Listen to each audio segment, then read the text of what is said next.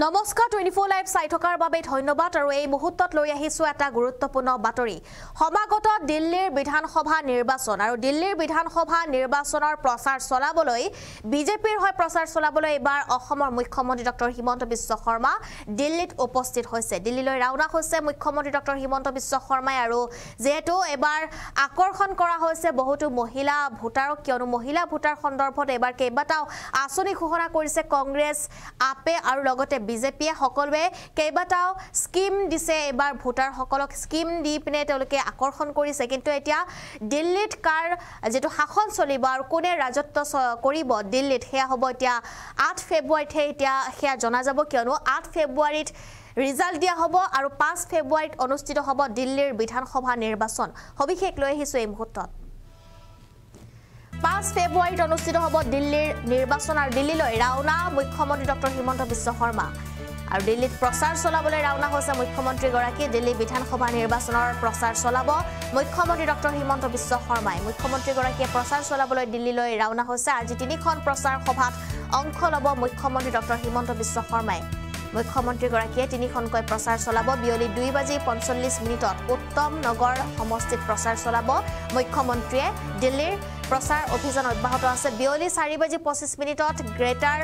কৈলাশ সমিতিত সমষ্টিত চলাব প্ৰচাৰ সন্ধিয়া 6 বজাত প্ৰচাৰ চলাব কৰেলবাগ সমষ্টিত আৰু এনেদৰে এতিয়া দিল্লীত দেখিবলৈ পোৱা গৈছে বিজেপি আপ কংগ্ৰেছ আৰু অন্যান্য দলসমূহৰ প্ৰচাৰ আৰু এই প্ৰচাৰত এবাৰ নামিছে মুখ্যমন্ত্ৰী ডক্টৰ হিমন্ত বিশ্ব শৰ্মা কিয়নো কিছু সময়ৰ পিছতে মুখ্যমন্ত্ৰী গৰাকীয়ে দিল্লীত প্ৰচাৰ চলাব আৰু যিসমূহ আঁচনি আছে সেই আঁচনিসমূহ ঘোষণা কৰা হ'ব লগতে যেটো কেইবাটাও গুৰুত্বপূৰ্ণ মন্তব্য কৰা হ'ব মুখ্যমন্ত্ৰীয়ে এবাৰ যাদু দেখুৱাব দিল্লীত কিয়নো দিল্লীৰ নিৰ্বাচন সমাগত আৰু এই নিৰ্বাচনৰ পূৰ্বে এতিয়া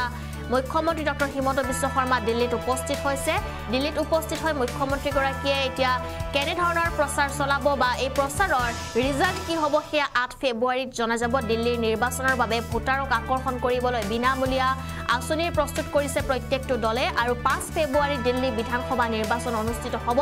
নিৰ্বাচন চাপি অহাৰ লগে লগে এতিয়া নিৰাপত্তা দেখিবলৈ পোৱা গৈছে কেজৰিৱালৰ কিন্তু নিৰাপত্তা কিছু হ্ৰাস হৈছে এবাৰ অৰবিন্দ কেজৰিৱালৰ আৰু অৰবিন্দ কেজৰিৱালৰ নিৰাপত্তা হ্ৰাসক লৈ এতিয়া কেন্দ্ৰলৈ প্ৰশ্ন উত্থাপন কৰিছে আপে ভোটাৰক আকৰ্ষণ কৰিবলৈ বিনামূলীয়া আঁচনিৰ যেটো এবাৰ ৰণকৌশল ঘটাইছে ৰাজনৈতিক দলসমূহে আৰু 8 ফেব্ৰুৱাৰীত দিয়া হ'ব ঘোষণা কৰা হ'ব ৰিজাল্ট এই নিৰ্বাচনৰ কিন্তু মুখ্যমন্ত্ৰী গৰাকীয়ে এবাৰ কেনেদৰে প্ৰচাৰ চলায় বা মুখ্যমন্ত্ৰী গৰাকীৰ প্ৰচাৰত বা মুখ্যমন্ত্ৰী গৰাকীৰ যি আঁচনি আজি ঘোষণা কৰিব সেই আঁচনিত ঘোষণা কৰাৰ পিছতে এবাৰ দিল্লীৰ ৰাইজে কি বিচাৰিব হেয়া আচলতে 8 ফেব্ৰুৱাৰীতহে জনা যাব একাধিক বিনামূলীয়া আঁচনিৰ প্ৰতিশ্ৰুতি দিয়া হৈছে আৰু প্ৰায়বোৰ দলৰে মুখ্য টাৰ্গেট হৈ পৰিছে মহিলা ভোটাৰসকল আৰু ইস্তাহাৰত জনতাৰ মন জয়ৰ চেষ্টা কৰা হৈছে সকলো দলে মন জয়ৰ চেষ্টা কৰিছে 5 ফেব্ৰুৱাৰীত দিল্লীৰ বিধানসভা নিৰ্বাচন অনুষ্ঠিত হ'ব 8 ফেব্ৰুৱাৰীত ঘোষণা হ'ব ফলাফল বিনামূলীয়া আঁচনিক সাৰথি কৰি নিৰ্বাচন জয়ৰ পৰিকল্পনা কেজৰিৱাল বাহিনীৰ আৰু মাহিলি 1000 টকাৰ পৰা 2100 টকালৈকে বৃদ্ধি কৰাৰ কথা ঘোষণা কৰা হৈছে 60 বছৰৰ ঊৰ্ধৰ লোকৰ বাবে বিনামূলীয়া সঞ্জীৱনী আঁচনি ঘোষণা কৰা হৈছে অটো ৰিক্সা চালকৰ বাবে 15 লাখ টকাৰ বীমা আঁচনি ঘোষণা কৰা হৈছে বাৰ্ষিক 2500 টকাৰ যেটো পৰিতোষিকৰো ঘোষণা কৰা হৈছে লগতে অটো ৰিক্সাৰ চালকৰ কন্যাৰ বিবাহত 1 লাখ টকা সাহায্যৰ প্ৰতিশ্ৰুতি দিছে এয়া আপে মন্দিৰৰ পূজাৰীসকলৰ মহিলাসকলক যেটো বা পূজাৰীসকলক মাহিলি 18000 টকা প্ৰদানৰ আশ্বাস দিয়া হৈছে আৰু মাহিলি 2500 টকাৰ পিয়াৰী দিদি যোজনাৰ প্ৰতিশ্ৰুতি কংগ্ৰেছও আনফালে আনিছে কেইবাটাও আঁচনি আৰু মাহিলি 8500 টকা প্ৰদানৰো প্ৰতিশ্ৰুতি কংগ্ৰেছৰ জীৱন সুৰক্ষা যোজনাৰ অধীনত 25 লাখ টকাৰ বীমাৰ প্ৰতিশ্ৰুতি দিয়া হৈছে বিজেপিৰ দিল্লী নিৰ্বাচন সংকল্প পত্ৰই তাকেই প্ৰমাণ কৰিছে আৰু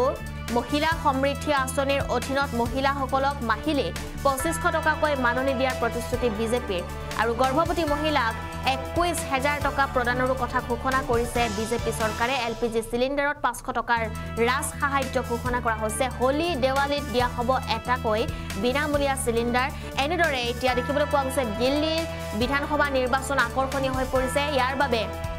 হাই প্ৰফাইল নেতাসকলে এতিয়া গৈ প্ৰচাৰ চলাব আৰু তাৰে মাজত এগৰাকী অসমৰ মুখ্যমন্ত্ৰী ডক্টৰ হিমন্ত বিশ্ব শৰ্মা যিগৰাকী মুখ্যমন্ত্ৰী আজি উপস্থিত হৈছে দিল্লীত আৰু কিছু সময়ৰ পিছতে তেওঁৰ প্ৰচাৰ অভিযান চলোৱাত ব্যস্ত হৈ পৰিব